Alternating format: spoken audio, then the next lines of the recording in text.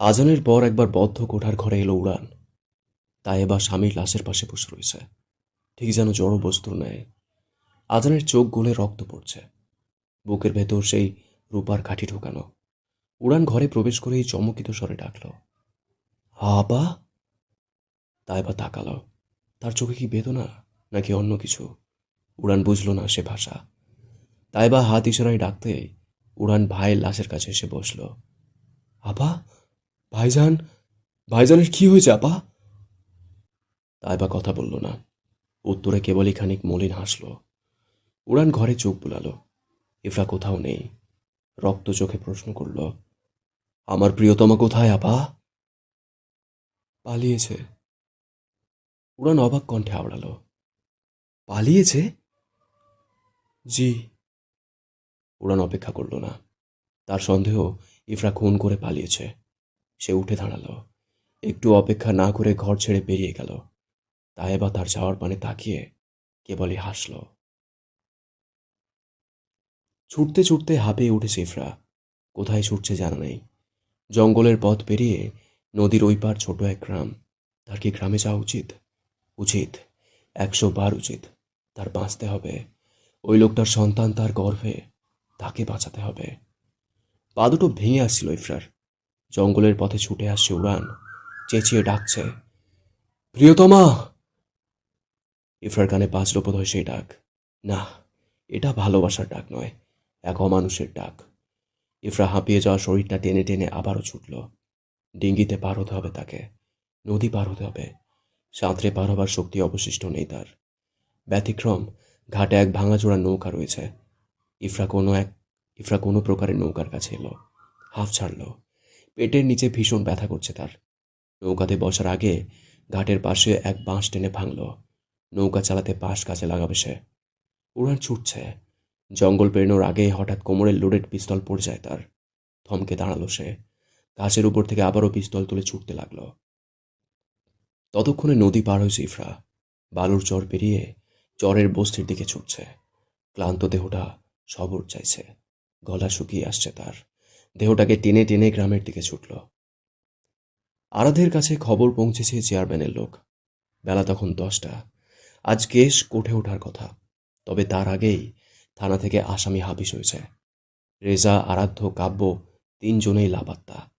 আরাধ্য জেল হতে বেরিয়েছে, পুলিশ পিছু নিয়েছে। কাব্য প্রাণপণ চেষ্টা করেছে গাড়ি চালিয়ে পুলিশের আড়াল হতে। পরপর আরও 3টে গাড়ি ছুটছে তাদের পিছনে। পুরো ডিপার্টমেন্টের আনাচে কানাচে খবর ছড়িয়েছে আরাধ্য পালিয়েছে।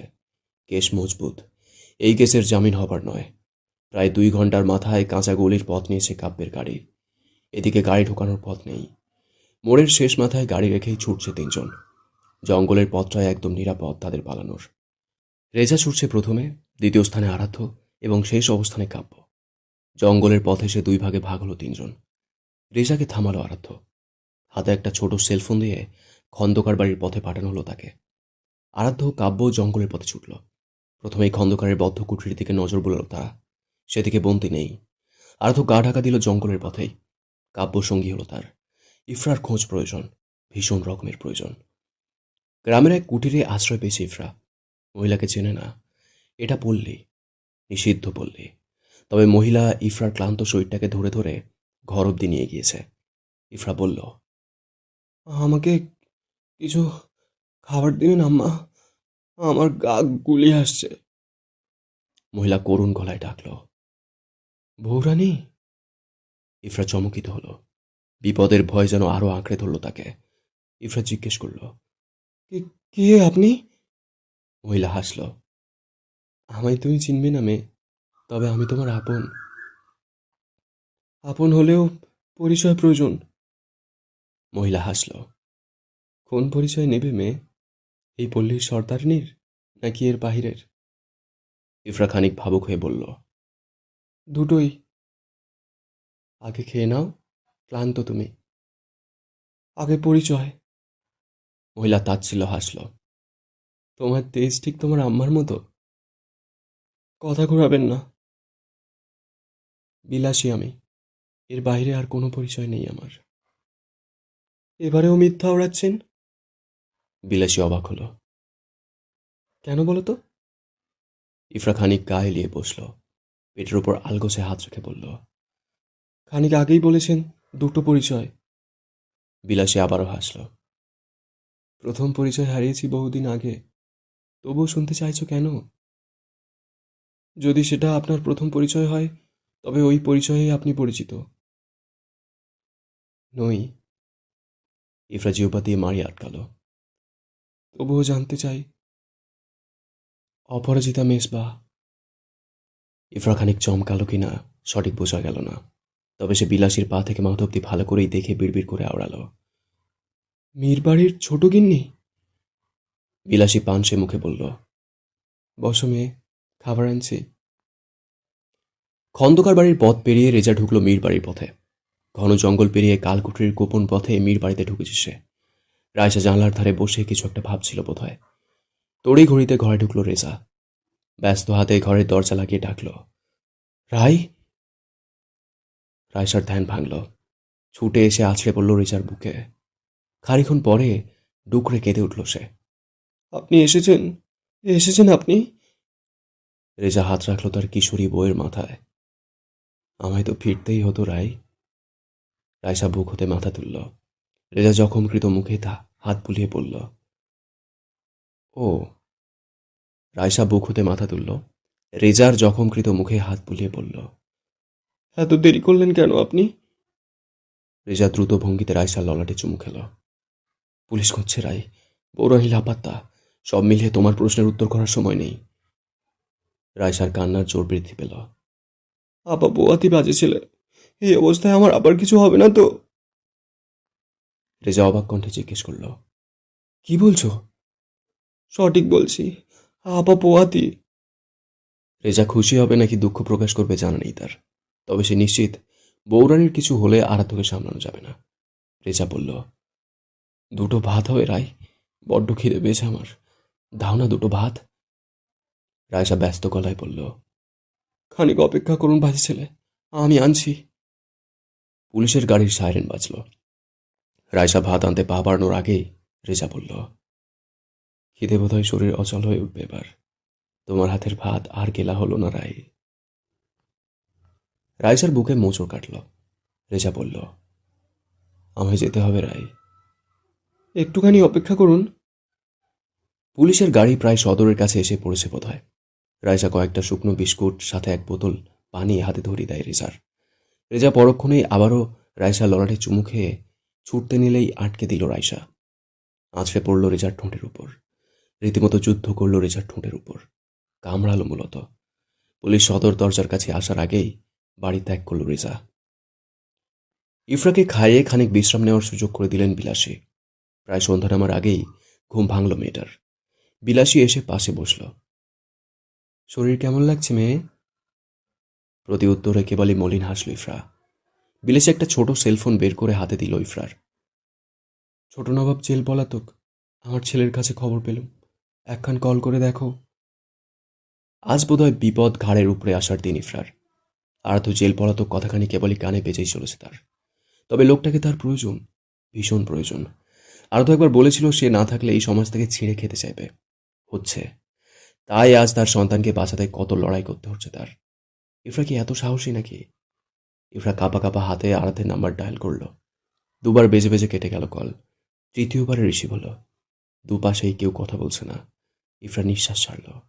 সঙ্গে সঙ্গেই ওপাশ থেকে আরাধ্যের ব্যাকুল কণ্ঠ ভেসে ওঠে, ইরা। ইফরা নিশ্চুপ থেকে কেবলই শুনল। আরাধ্য বলল, তোমার নিঃশ্বাসে কেবলই উদাসীনতা। এত উদাসীন হওয়া ঠিক নয়। কঠোরতায় পরিস্থিতি মোকাবেলা করতে হবে। আমি ঘাটে পৌঁছেছি, আসছি। ইফরা ডুকরে উঠল। আরাধ্য থমকে বলল, কাঁদবে না, একদম না, আসছি আমি। ফোন কেটে গেল। দরজায় কড়া পড়ছে। বিলাসী উঠে দরজা খুলতেই দেখল উড়ান দাঁড়ানো সেথায়। বিলাসী খানিক চমকিত কণ্ঠে বলল, ছোট খন্দকার আপনি? উড়ান কেমনে জানি হাসল। আরে বিলাসী রানী যে। কি খবর রানী? বিলাসী মলিন হেসে বলল, জি ভালো। তা হঠাৎ এ পথে? মেয়ে লাগবে নাকি ছোট খন্দকারের? উড়ান খানিক হেসে বলল, পুরুষের জন্য নারীর প্রয়োজনীয়তা কতখানি। বিলাসী পানের পিচ মাটিতে ফেলে ডাকল, চম্পা, এই চম্পা। পশ্চিম ঘরগুলো থেকে এক মেয়ে হেলে দুলে এসে হাজির হলো। পরনে একটা খয়েরি শাড়ি, পেটের অর্ধেকাংশ উলাঙ্গ, শাড়ির আঁচল বুকের খানিক নিচে। ধীরে ধীরে এসে গালে হাত ছোয়ালো উড়ানের। বিলাসী বলল, সাহেবের মনোরঞ্জন করো চম্পা। চম্পা উনের পা থেকে মাথা অব্দি দেখে। উনের সুগঠিত দেহের উপর যে কোনো নারী লালসায় তাকাবে। চম্পা বলল, চলো সাহেব, মেরে কামরে মে চলো। উড়ান কেমন করে জানি তাকালো। চম্পা উড়ানের দেহে হাত দেওয়ার আগেই উড়ান এক ঝটকায় ছুঁড়ে ফেলল চম্পাকে। চম্পা ব্যথায় আহাসূচক আওয়াজ করল। উড়ান রাগী কণ্ঠে বলল, ছুঁতে আসবি তো যৌনাঙ্গে পেরেক ঢুকিয়ে দেবো শালি, পরে হাতেরেও লাভ হবে না। চম্পা খানিক অপমানিত হলো বোধহয়, তবুও নিজেকে সামলে উঠে এলো সে। এবার আর হিন্দি নয়, খাঁটি বাংলায় বলল, নারী সঙ্গ চাও না তো এই বললি কি তোমার? উড়ানের শান্ত মস্তিষ্ক বিগড়ে দিতে আর কোনো বাক্যের প্রয়োজন হলো না। তেড়ে গিয়ে চেপে ধরল চম্পার গলা, চিবিয়ে চিবিয়ে বলল, তবে রে চুত মারানি, এত জ্বালা শরীরে? একবার যখন বলেছি কাছে আসবি না, তবুও মুখ বন্ধ থাকে না, তাই না? চম্পার দম কমে আসছিল। বিলাসী দরজা হতে সরে এসে থামালো উড়ানকে। কি করছেন খন্দকার সাহেব? মরে যাবে, ছেড়ে দিন ওকে। উড়ানকে টেনে সরিয়ে আনলো বিলাসী। চম্পা কাঁচতে কাঁচতে ঘরের দিকে গেল। উড়ান নিজেকে সামলে পড়ল, বৌরানি এসেছে এই পথে। বিলাসী চোরা দৃষ্টিতে ঘরের দিকে তাকালো, তারপর দম নিয়ে বলল, বৌরানি বলতে আপনি কি মিরবাড়ির বৌরানির কথা বলছেন খন্দকার সাহেব? জি, এসেছে সে। বিলাসী হাসল। বড় বাড়ির বউরা এই পল্লীতে আসে খন্দকার সাহেব? বিপদে পড়লে আসে। এসেছে কিনা বলুন। আসেনি। কথাটা বিশ্বাসযোগ্য হলো না বিলাসী মাসি। ইফরার বেরিয়ে যাবার কথা এতক্ষণে। বিলাসী শুষ্ক ঢোকে গলা ভিজিয়ে বলল, ঘর তল্লাশি করুন তবে। উড়ান খানিক চুপ থেকে বলল, ওদিকে কারো ঘরে কি এসেছে বলতে পারেন? বিলাসী মাথা ঝাঁকালো, হুম। উড়ান খানিক বিলাসীর মুখের দিকে তাকিয়ে থেকে বলল, চলুন তবে, আপনার ঘরেই গিয়েই বসি। বিলাসী খানিক চমকিত হলো, কি? উড়ান বাঁকা হাসল, কি নয়, জি, চলুন। হ্যাঁ, চলুন। বিলাসী ভীত হয়ে ধীরে ধীরে পা বাড়ল ঘরের দিকে। উড়ান পিছনে এলো তার। ঘরে এসেই উড়ান পুরো ঘরে চোখ বুলালো।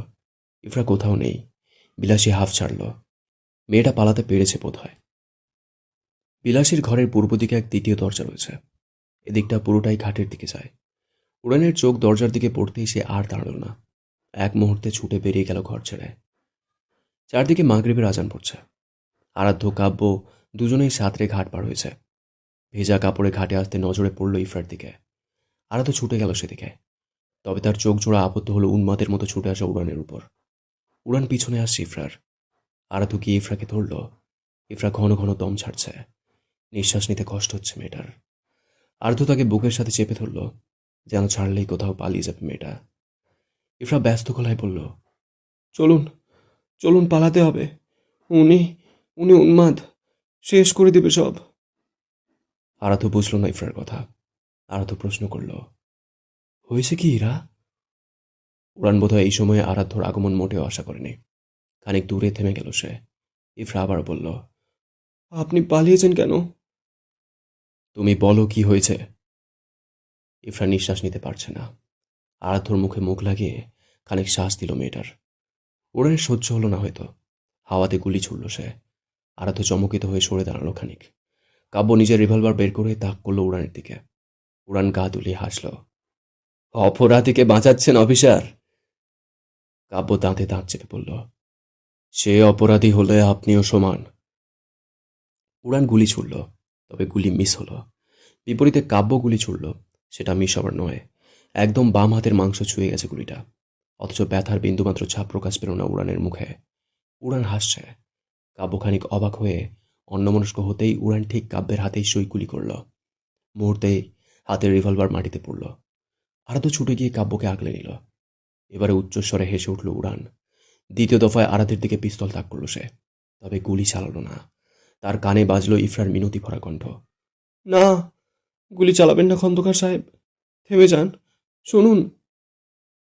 উড়ান দৃষ্টি ঘুরিয়ে করুণ চোখে কেবলই দেখল ইফরাকে।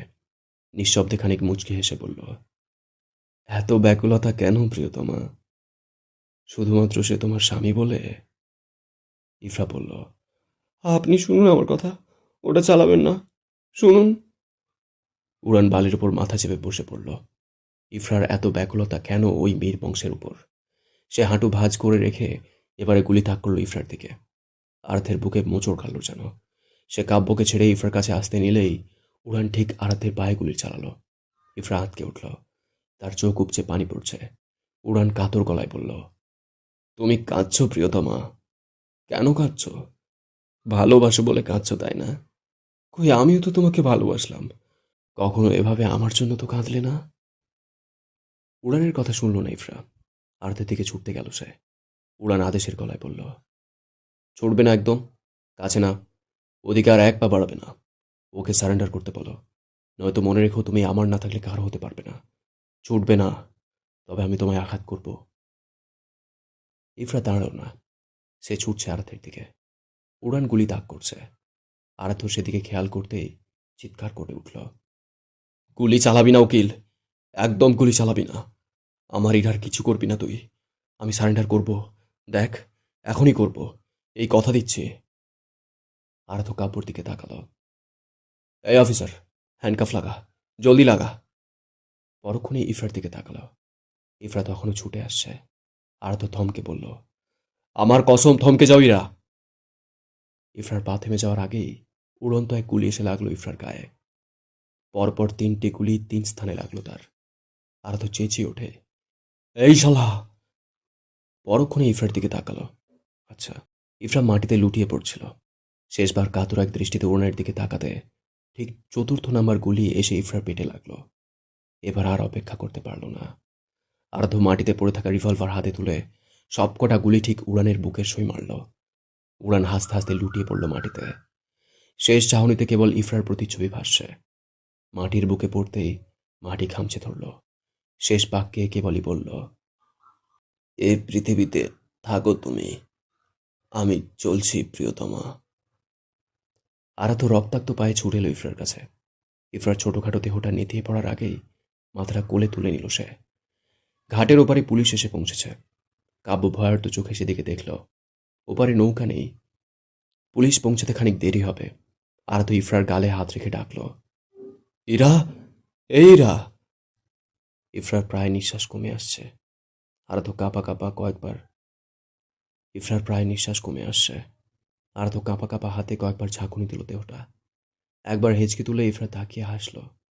আরাধ্য কাঁদছে, গলা ধরে আসছে, তবুও কাঁপা কাঁপা গলায় আবারও ডাকল, ইরা, এই মেয়ে, কথা বলো, এসব কি হয়ে গেল ইরা? ইফরা কাঁপা গলায় খানিকটা কষ্ট করে বলল, ভীষণ তৃষ্ণার্ত আমি, একটু পানি খাইতাম। পানি নাই, তাই না? আরাধ্য চোখ মুছল। ইফরার মাথাটা চরের বালুতে শুইয়ে ছুটে গেল সামনের করতোয়া নদীতে। 2-1 বার হাতে করে পানি তুলল। তবে ইফরার কাছে আনার আগেই পানি ফুরিয়ে গেল। আবারও ঘুরে গিয়ে নদীর ধারে বসল। হাতের তালুতে পানি নিয়ে ছুটে আসার আগেই পানি পড়ে গেল। চোখ দিয়ে অজরে পানি পড়ছে লোকটার। আশেপাশে তাকিয়ে কিছু একটা খুঁজতে চাইল। ইফরা তখনও মাটিতে বসে কাতরাচ্ছে। নিজের গায়ের আচ্ছা ইফরা তখনও মাটিতে বসে কাতরাচ্ছে। নিজের গায়ের শার্টের দিকে নজর পড়তেই খুলে হাতে নিল। এরপর নদীর পানিতে ডুবিয়ে ছুটে এলো ইফরার কাছে। শার্ট কাঁধের উপর রেখে মাথাটা আবারও কোলে তুলে নিল। ইফরা নিভু নিভু চোখে রক্তাক্ত হাতে আরাধ্যের গাল স্পর্শ করল। আরাধ্য ভেজা গলায় ডাকল, ইরা। ইফরা একবার হেঁচকি তুলল। বেশ কষ্টে জবাব নিল, হুম, হুম। আরাধ্য কাঁধ থেকে শার্ট নামিয়ে নিল। ইফরা বলল, পানি পানি এনেছেন? গলা শুকায় আসছে আমার। ইফরা পানি খাওয়ার জন্য মুখ মেলল। আরাধ্য শার্ট চিপে একটু পানি ইফরার মুখে দিল। তৃষ্ণা মিটল না, তবে একটু হলেও তৃপ্তি পেল মেয়েটা। ইফরা হেসে উঠল। আরাধ্য আবারও কোলে তুলে নিল মাথাটা। পুলিশরা আসছে। একে একে নদী পার হচ্ছে। ইফরা আরাধ্যের হাত নিয়ে ঠিক তার পেটের উপর রাখল। আর তো খানিক চমকিত হয়ে ডাকল, ইরা। ইফরা কাঁপা কাঁপা গলায় বলল, "আ- আমায় মাফ করবেন ছোট নবাব। আমি বাঁচাতে পারলাম না আপনার অস্তিত্ব।" আর তো অবাক কণ্ঠে বলল, আমার অস্তিত্ব? ইফরা আবারও হেঁচকি তুলল। আপনি আহ, বাবা হতেন ছোট নবাব। আর্ধের চোখ যেন আজ আর বাঁধ মানছে না, অনবরত পানি পড়ছে, চোখ ঝাপঝাপ হয়ে আসছে পালাক্রমে। কাব্য ডেকে উঠল, ভাই, পালাও, পালাও ভাই। ইফরা দেখল নীল ড্রেস পরা পুলিশ ছুটে আসছে। ইফরা খানিক দম নিয়ে বিড়বিড় করে আওড়ালো, আপনি পালিয়ে যান ছোট নবাব, পালিয়ে যান। আমায় ভেবে থেমে গেলে বিশাল একখান সমস্যা হয়ে যাবে। চলে যান। আরাধ্যর কান্নারত গলায় কথা আসছে না। সে ভেজা শার্ট পায়ে বেঁধে ইফরার নেতিয়ে পড়া দেহটাকে কোলে তুলে নিয়ে খুঁড়িয়ে খুঁড়িয়ে এলো ঘাটে। পুরো পুলিশ ফোর্স উপস্থিত সেথায়। একদল রেজার পেছনে লেগেছে, আরেক দল এদিকে। আরাধ্য অসহায় কণ্ঠে নুরুজ্জামানের উদ্দেশ্যে বলল, আমায় ধরো অফিসার, তবু আমার স্ত্রীকে বাঁচাও। আমি স্যারেন্ডার করতেছি, করতেছি স্যারেন্ডার। ইফরার চোখ বুজে আসছে। বেশ কষ্টে কেবলই দুটো বাক্য আওড়ালো সে, ওপারে আমি অপেক্ষায় থাকব ছোট নবাব। আপনি পৃথিবীর সকল পাপ মুছে আসবেন। আমি অপেক্ষা কর- করব। শেষবার এক হেঁচকি তুলল ইফরা, আর সাড়া মিলল না। আর্ধ স্তব্ধ হয়ে গেল। ইফরার দেহটাকে কোলে করেই আবারও বসে পড়ল সে। কাব্য এসে দাঁড়ালো পাশে, কাঁধে হাত রাখলো তার। দুজন পুলিশ ধরাধরি করে উড়ানের লাশ পার করছে। আরাধ্য ভেজা চোখে কেবল ইফরার নিথর দেহের দিকে তাকিয়ে থাকলো। ইফরার ক্লান্ত মুখটা শান্ত হলো। সে ঘুমালো। আরাধ্য চেয়ে থাকলো।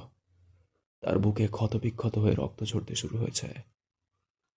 ব্যবচ্ছেদ। বেলা 7টা নাগাদ সময়। পাখির চোখের কোণে জমা হওয়া পানিটুকু মুছল নীরবে। এত নির্মম মৃত্যু কি সত্যি ব্রহ্মণীর প্রাপ্য ছিল? জামেলা বেগম কয়েকবার শুষ্ক ঢোক গিলে গলা ভেজাল। পাখির কি জানি হলেও সে জানে না। তার আর মন টিকছে না এই গল্পে। সে উঠে চলে গেল বসা ছেড়ে। জামিলা ডাকল, পাখি। পাখি থামল। জামিলা বেগম বলল, কাহিনী সমাপ্ত না শুনেই যে উঠলে? পাখি না ঘুরেই কেবলই প্রশ্ন করল, এ গল্পে সমাপ্তি নেই। যে কাহিনী বাকি রয়েছে তাতে আমার হৃদয় সায় দেবে না দাদিজান। জামিলা বেগম হাসল, সমাপ্তি শুনবে না তবে? পাখি গম্ভীর কণ্ঠে প্রশ্ন করল, ছোট নবাব কি তবে বেঁচে রয়েছে? জামিলা বেগম খানিক চুপ থেকে বলল, তার পাপ কি কম মনে হয়েছে তোমার কাছে? এ পর্যায়ে পাখি ঘুরে তাকালো। পুরো গল্পে তাকে আমার পাপই মনে হয়নি। তবুও জানতে চাই, সে কি বেঁচে আছে দাদিজান? জামিলা বেগম পাখির লাল হয়ে যাওয়া চোখ দুটোর দিকে তাকিয়ে বলল, নেই। তবে এই গল্পের সমাপ্তি এখানেই দাদিজান। আমার আর কিছু শোনার নেই। পাখি ছুটতে ছুটতে সিঁড়ি বেয়ে উপরে উঠল। নিজের বরাদ্দকৃত ঘরখানায় গিয়ে দরজা লাগিয়ে আয়নার সামনে দাঁড়ালো। সাজসজ্জায় কি সত্যিই বৌরানী হতে পেরেছে? পারেনি। তবে একটা গল্প শুনে কি করে সে ওই পুরুষের মায়ে পড়েছে? পাখির নিজের আবরণে ভয় পাচ্ছে। মাথায় থাকা গাছটা টেনে ছিঁড়ে নিল সে। আর তো নেই, ছোট নবাব নেই। তবে এই গল্পের সমাপ্তি এমন কেন? এটা সমাপ্তি নয়। এই গল্পের সমাপ্তি শুনতে চায়নি সে। হাঁটু ভেঙে ফ্লোরে বসে সে হু হু করে কেঁদে উঠল। ফ্লোরে মাথা ঢেকে সিজদায় শুয়ে মালিককে ডাকল, ইয়া আমার রব, অজান্তে প্রেমে পড়াই হয়তো জীবনের শ্রেষ্ঠ দহন, আর সেই দহনেই চলছে আমার হৃৎপিণ্ড। এ কেমন তিক্ত সমীকরণ মালিক, যার সর্বশেষ সমাধান শূন্য। রাত্রি 10টা নাগাদ ইফরার লাশ আনা হলো মীর বাড়িতে। অর্ণিমার হাত পা যেন অবশ হয়ে আসার উপক্রম। আরাধ্য খুঁড়িয়ে খুঁড়িয়ে এসে অন্তরের মেঝেতে শুইয়ে দিল ইফরাকে। চেয়ারম্যান হতবম্ব হয়ে তাকিয়ে আছে কেবলই ইফরার নিথর দেহর দিকে। রায়সা কই থেকে জানি ছুটে আসলো, জানা নেই। হুমড়ি খেয়ে পড়ল লাশের উপর। পরপর আরও একটি লাশ এনে পাশাপাশি শুইয়ে দিল পুলিশ। রেনুর মা থেকে শুরু করে বাড়ির সকল কর্মী অন্দরে উপস্থিত হলো। রেনুর মার চোখ জ্বলে যাচ্ছে। বেশ বড় একটা পুলিশ ফোর্স মেয়ের বাড়ি ঘেরাও করে রেখেছে। পূর্ণিমা একটু একটু করে এসে ইফরার পাশে বসল। শুকিয়ে যাওয়া মুখটাকে দিকে তাকিয়ে থেকে বুঝলো ইফরার চেহারাটা হাসছে। পূর্ণিমা একটুখানি আদুরে হলো, আলতো করে হাত ছুঁয়ে দিল মেয়েটার গালে। তারপর খানিক ঝুঁকে চুমু খেলো ললাটে। চেয়ারম্যান একজন লোক ডাকলো, খবর পাঠাতে বলল শেখ বাড়িতে। রায়শা ইফরার দেহটাকে ঝুঁকিয়ে ঝুঁকিয়ে কাঁদছে। আরাধ্যের চোখের ভাষা অজানা। সে কেবলই এক দৃষ্টিতে চেয়ে দেখছে তার রক্ত কমলিনীকে।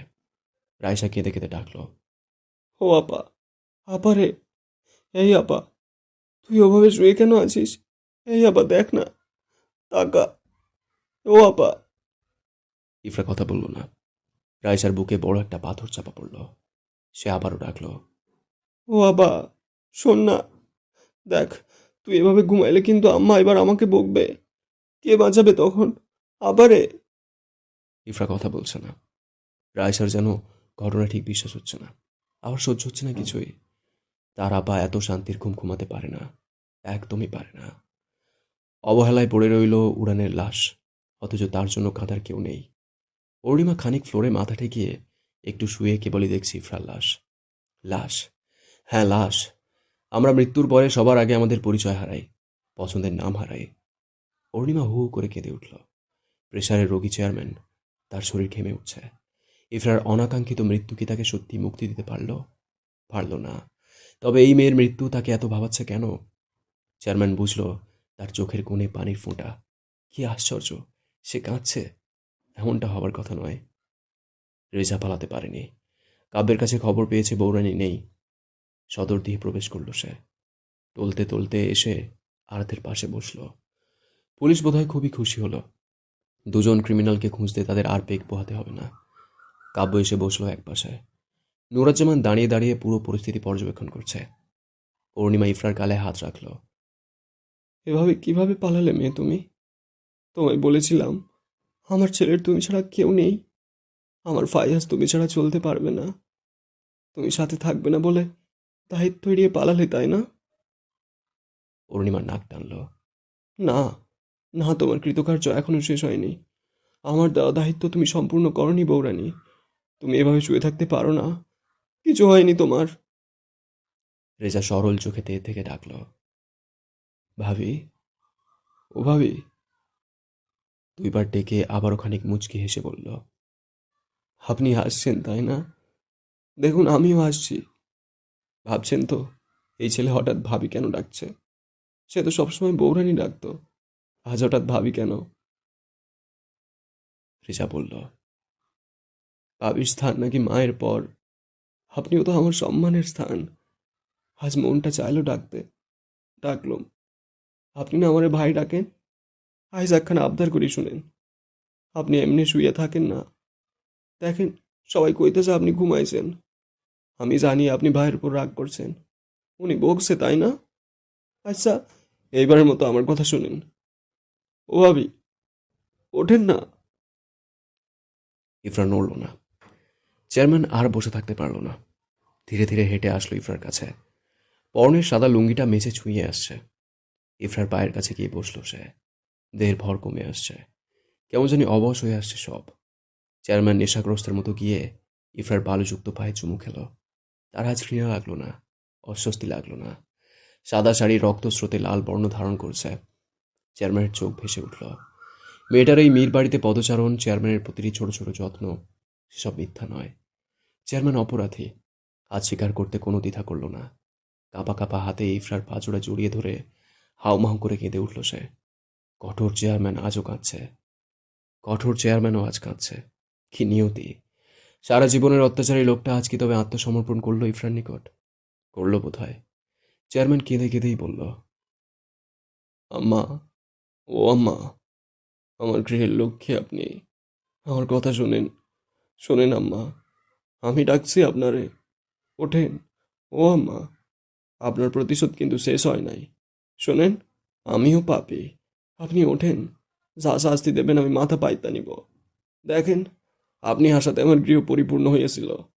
আপনি না থাকাতে এমন হইব জানলে আমি কখনোই পুলিশ ডাইকা আনতাম না আম্মা। আমি অপরাধী। আপনার বৃদ্ধ ছেলের কথা শুনেন আম্মা। জানেন আম্মা, আজকাল আমার শরীরটা ভালো যায় না। কেন যায় না বুঝতেছি না। থেকে থেকে কেমনে কাঁপে দেহখান। বয়স হইতেছে কি না? শুনলেন তো, এবার ওঠেন দেখি। এত প্রেশার আর নিতে পারতেছি না। আচ্ছা, ছেলেরা ভুল করলে তো আম্মারা মাফ করে। আপনি নয় মাফ নাই করলেন, শাস্তি দেন, তবুও ওঠেন। আরাধ্য চারপাশের সব জড় বস্তুর ন্যায় কেবলই সব শুনছে। এই মেয়ে শুধু তার মনে নয়, সকলের মনেই দাগ কেটেছে। তবে কি আশ্চর্য, মেয়েটা তাকে আর ডাকবে না, বলবে না খেয়ে নিন, খাবার এনেছি, কোথায় ছিলেন, এসব। জহুরা বেগম ছুটে এসে ইফরার মাথার কাছে পড়ল। ইসমাইল শেখও এসেছে পিছনে। জহুরা এসে ইফরার মাথাটা কোলের উপরে নিল। একটু ঝুঁকে পরপর কতগুলো চুমু খেলো ইফরার সারা মুখে। নাক কান দিয়ে বেরিয়ে আসা রক্তগুলো জহুরার গালে মাখামাখি হলো। জহুরা মেয়ের মাথাটা বুকের সাথে চেপে ধরে হাউমাউ করে কাঁদতে লাগলেন। ডাকলেন, ইরা, ও ইরা, আমার লক্ষ্মী, আমার মা, নিশ্চুপ কেন?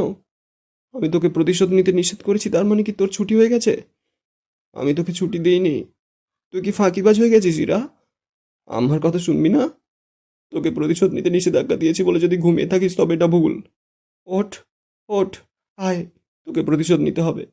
ওঠ না, এই মেয়ে, এই বেইমান। ছোট নবাবের কেউ নেই তুই ছাড়া। ওঠ, স্বার্থপর, তোর মায়ের মতো হয়েছিস তুই। তোকে এই শিক্ষা দিয়েছি আমি। কিরে, কথা বল। চুপ থাকবি না ইরা, কথা বল। জহুরা বেগম চুপ থাকল। ইসমাইল জানে না এক মেয়ে হারানো বাপের কি করে দুঃখ প্রকাশ করা উচিত। তবুও চোখ তো আর মানে না বেদনা। সে নিজেকে সামলানোর আগেই জহুরার কাঁধে হাত রাখে। জহুরা একবার তাকায় হাতের দিকে। ও ইরা রাব্বা, বলেন আপনার মায়েরে উঠতে। দেখেন কেমন জেদ ধইরা ঘুমাইছে। ইসমাইল কেঁদে উঠল। জহুরা ব্যাকুল হয়ে আরতির দিকে তাকালো। ও ছোট নবাব, দেখেন আমার ইরা কথা কয় না। ছোট নবাব উঠতে বলেন না ওরে। ও ছোট নবাব, ইরা কইছিল আপনারা ভালোবাসে। আপনি একটু ভালোবেসে ডাকেন তারে, শুনবো। আরত একটুখানি তাকালো জহুরার দিকে। আবারও পরক্ষণেই ইফরাকে দেখল। মেয়েটা অবাধ্য নয়, সে আরাধ্যকে শুনত, সব শুনত। তবে আজ কি সে তার অসভ্য পুরুষের ডাকও শুনবে না? সদ্য স্ত্রী সন্তান হারানো পুরুষের হৃদয়ের অবস্থা কেমন হওয়া উচিত? আরাধ্য কি বুঝল? আরাধ্য করল কি, ইফরার পাশে শুয়ে পড়ল। নুরাজ্জামানের শান্ত চোখে তাকিয়ে আছে। আইনের পোশাক তার গায়ে, তাকে দুর্বলতা মানায় না। বাকি পুলিশগণের চোখে ঠিকই পানি। আরাধ্য শুয়ে ছাদের দিকে তাকিয়ে বলল, ইরা, শুনছ? আজ ইরার হুম জবাবটা এলো না। আরাধ্যের বুকে যেন তীর বিঁধল। অরুণিমা ছেলের অবনতি দেখছে নাকি স্বজন হারানোর বেদনা, সে বুঝল না। আরাধ্য বলল, আমি সব পাপ মোচন করে তোমার দ্বারে আসবো কেমন? তুমি অপেক্ষায় থেকো। আচ্ছা, আমার পাপের পথে সঙ্গিনী হিসেবে তোমার মতো এক নিষ্পাপ যখন এই দুনিয়ায় আমার নসিবে ছিল, তবে তোমাকে আখিরাতেও আমার করে রাখতে বলবে ওই বিধাতাকে? আমি তো নামাজ কালাম পড়ি না, তুমি তো পরহেজগার। তুমি যেন অভিমানী হয়ে অন্য কাউকে চেয়ে বসো না, তবে যে আবারও সেই পাপের সঙ্গিনী হতে হবে তোমাকে। আমি সাথে যাচ্ছি না, তবে শালা উকিলের ভাগ্য দেখো, ঘর করলে আমার সাথে, মরণ সঙ্গিনী হচ্ছে সে তোমার। হোক, তাতে কি, আমি শীঘ্রই আসব। একটুখানি ধৈর্য নিয়ে থেকো। তুমি একা ভয় পেও না। মীর ফারহান ফায়াজ আরাধ্যের ঘরণী তুমি। এই পর্যায়ে থামলো আরাধ্য। দম টেনে বলল, আমাদের এই পথ চলা এত দ্রুত শেষ হবে না মেয়ে। এই জন্মের মতো আখিরাতে আমি পিছু ছুটবো না তোমার। প্রয়োজনে আবারও জোর করেই বিধাতার কাছে তোমাকে নিব। ততদিনের জন্য তোমার মুক্তি। রাত তখন 2টা। মাদ্রাসার কতগুলো বাচ্চা আনা হলো মীর বাড়িতে। তাদের কাজ লাশের পাশে বসে কোরআন তিলাওয়াত করা। মীর বাড়ির অন্দর ভাগ করা হলো। মাঝে বিশাল পর্দা রেখে 2 দিকে 2 লাশ রাখা হলো। কাব্য পাহারায় থাকলো উনানের পাশে। মাদ্রাসার বাচ্চাগুলো কোরআন পাঠে বসেছে। তবুও কাব্যের মন পড়ে রইল ইরার কাছে। সকলে কেঁদে কেঁদে তাদের মনের কথাগুলো জানালো। কেবলই জানাতে পারল না কাব্য। তার কি সম্পর্ক? কোনো সম্পর্ক নেই। বদনাম হয়েছে তো ইফরা, সে তা করল না। কাব্য উনানের দিকে তাকিয়ে থাকলো। এরপর কোমরে গুজে রাখা পিস্তল ধরল নিজের মাথায়। খানিকক্ষণ নিজেকে স্থির করলো গুলি চালাতে, তবে হলো না, পারল না সে। সে ব্যর্থ এত উন্মাদের মতো সে ব্যর্থ এত উন্মাদের মতো ভালোবাসেনি সে মেয়েটাকে। জানাজার সময় ঠিক করা হলো সকাল 10টা। সকালের দিকেই বড়ই পাতা মিশ্রণে গরম পানিতে গোসল করানো হলো ইফরাকে। পরিধান করানো হলো ধপধপে সাদা 5 টুকরো কাপড়ের কাপড়। মীরবাড়ির বৌরানী মুখ লোকালো আজ তীর চিরতরে। বাহিরে 4 পায়া খাটিয়ে অপেক্ষা করছিল তার জন্য। বেশ যত্নের সাথে খাটিয়াতে এনে শায়িত করা হলো ইফরাকে। শেষবারের মতো এক এক করে ইফরার শেষ সাজানো রূপটা দেখল। রাইসার অবস্থা ভালো নয়, সে নেই এখানে। জোহরা বেগম থেকে থেকে জ্ঞান হারাচ্ছে। আরাধ্য শেষ একবার এসে মুখের সামনে বসল, একটুখানি ছুঁয়ে দিল। জানাজার সময় হয়েছে। আরাধ্যের পরনে সাদা পাঞ্জাবি, কাব্যেরও তাই। রেজা কালো এক গেঞ্জি পরছে। খাটিয়ার পিছনে 2 দিকের বহনদণ্ড ধরল রেজার কাব্য। প্রথমের একদিকে আরাধ্য, বাকি একদিকের বহনদণ্ড ফাঁকাই ছিল। ইসমাইল এগিয়ে আসছিল, তবে সেই একদিকের কাঁধ উপর ভর নিল চেয়ারম্যান। ইফরা ভাগ্যবতী হয়তো, আস্থার ভালোবাসার মানুষের অভাব নেই। বাগানে জানাজার আয়োজন করা হয়েছে। পুরো 2 এলাকার মানুষ এসে হাজির হয়েছে। জোড়া জানাজা হলো। গোড়খোড়া হয়েছে মীরবাড়ির কবরস্থানে, পাশাপাশি 2টো কবর। ইফরাকে মাঝে শায়িত করা হলো, ডান দিকে শায়িত করা উড়ানকে। আরাধ্য এক মুঠো মাটি তুলে তাদের চুমু খেল। বিধায় রক্ত কমলিনী, ওপারে অপেক্ষায় থেকো, আমি আসব। এরপর সেই মাটি ফেলল ইফরার গায়ে। একে একে সকলেই মাটি ফেলতে শুরু করলো। দাফন কার্য শেষ করে সবাই যার যার মতো বিদায় হলো। কেবলই থেকে গেল 3 ভাই, পেছনে পুলিশ ফোর্স। রাইসার অবস্থা ভালো নয়। রেজা একটু সময় চাইল তাকে দেখতে, তবে দেওয়া হলো না। 3 অপরাধীকে আবারও গারদে ভরা হলো। কাব্যের চাকরি নেই। যেই আইনের শপথ সে নিয়েছিল সেটা রাখতে সে ব্যর্থ। আর্থ স্যারেন্ডার করল। অরুণিমা ছেলের যাবার মুহূর্তে একবার এসে দাঁড়ালো। আরাধ্য জননীর পা দুটো ধরে মাপ চাইল। অরুণিমার পুরো দেহ কেঁপে উঠল। পরপর আরো 2টো ছেলে অরুণিমার পায়ে মাথা ঠুকল। কাব্য আর রেজা। অরুণিমা করুণ দৃষ্টিতেই কেবল বিদায় দিল তাদের। 24শে ডিসেম্বর কোর্টে তোলা হলো আরাধ্যকে। বাদী বিবাদী পক্ষের জোরদার তর্ক বিতর্ক শেষে দণ্ডবিধি 36 ও 302 ধারায় মানবহত্যা, নেশাদ্রব্য সরবরাহের অপরাধে মীর ফারহান ফায়াজ আরাধ্যের ফাঁসির রায় কার্যকর হলো এবং আগামী 27শে ডিসেম্বর ফাঁসির তারিখ হিসেবে ঘোষণা করা হলো। আরও অপরাধ ছিল, তবে ওগুলো শুনানি হলো না। অরুণিমা ডুকরে উঠল। চেয়ারম্যান তাকে আগলে নিল। শরীর থরথর করে কাঁপছে লোকটার। জজ সাহেব 2য় দফায় ঘোষণা দিলেন, আসামিকে পালাতে সাহায্য করার অপরাধে অভ্রনীল কাব্যকে চাকরিচ্যুত করা হলো এবং আগামী 7 বছরের সশ্রম কারাদণ্ডে দণ্ডিত করা হলো। 3য় দফায় আবারও ঘোষণা এলো, মীর ফারহান ফায়াজ আরাধ্যের কুকর্মের সকল সঙ্গী হিসেবে রুদ্রনীল রেজাকে 12 লক্ষ টাকা জরিমানা এবং 14 বছরের সশ্রম কারাদণ্ড, অন্যথায় কারাদণ্ড 15 বছর। কোর্ট মুলতবি ঘোষণা করা হলো। রায়সা পাথরের ন্যায় কেবলই শুনে গেল সব। অপরাজিতা এসেছে আজ কোর্টে। ছেলের শাস্তি মাতৃ হৃদয়ে দাগ কাটে। অপরাজিতা ছুটে এসে আছড়ে পড়ে কাব্যের বুকে। কাব্য খালিক মলিন হাসে।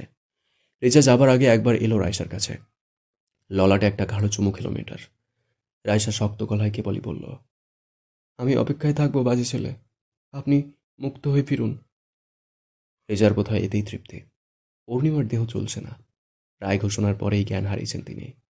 আরাধ্য একবার এসে দাঁড়ালো মায়ের কাছে, কোমরে দড়ি লাগানো। ছেলের অবনতি দেখে চেয়ারম্যান অঝরে কাঁদল। আজ তার অধিক প্রাচুর্য থাকা সত্ত্বেও একমাত্র ছেলেকে বাঁচানোর পন্থা জান নেই। অপরাজিতা গিয়ে আরাধ্যের সারা মুখে কয়েকটা চুমু খেল। আরাধ্য এক হাতে অপরাজিতাকে আগলে নিল। চেয়ারম্যান কথা বলছে না। আরাধ্যের চোখে মুখে কেবলই তৃপ্তির হাসি। সেখানে হেসে বলল, আমার এরা অন্ধকারে ভয় পায় আব্বা, আমাকে তার কাছে যেতে হবে। সে আমার অপেক্ষায়। আপনারা কেবলই দোয়া করবেন আমাদের জন্য। ইরার বাম দিকের গোড় খুঁড়েই যেন আমায় কবর দেওয়া হয় আব্বা।